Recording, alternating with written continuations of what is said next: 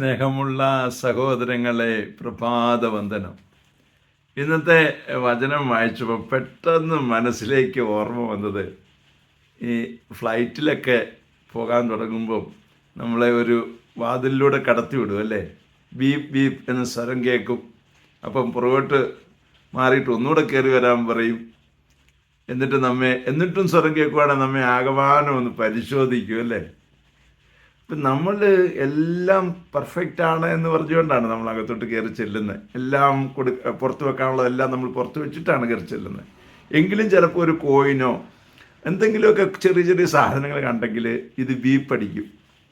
ഇതുപോലെ സ്വർഗരാജ്യത്തിലേക്ക് പ്രവേശിക്കുമ്പോൾ ഇങ്ങനെയൊരു വാതിലിലൂടെ കടന്നു പോകുമ്പോൾ ബീപ്പ് ബീപ്പ് എന്ന സ്വരം ഉണ്ടാകാതിരിക്കാൻ നമുക്ക് ശ്രമിക്കാം.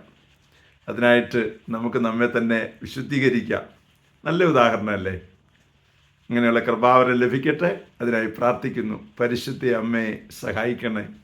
വിശുദ്ധ ഔസേപ്പിതാവേ, ഞങ്ങൾക്ക് വേണ്ടി പ്രാർത്ഥിക്കണേ. പരിശുദ്ധാത്മാവേ, എഴുന്നള്ളി വരണേ.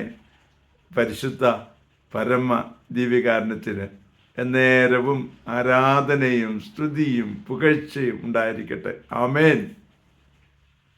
നമ്മുടെ കർത്താവായ യേശുക്രിസ്തുവിന്റെ കൃപയും പിതാവായ ദൈവത്തിന്റെ സ്നേഹവും പരിശുദ്ധാത്മാവിന്റെ സംസർഗവും സഹവാസവും സ്നേഹവും ശക്തിയും കൃപയും എല്ലാ അനുഗ്രഹങ്ങളും സമൃദ്ധമായി നിങ്ങൾ ഏവരോടും കൂടെ ഉണ്ടായിരിക്കട്ടെ, ഇപ്പോഴും എപ്പോഴും എന്നേക്കും.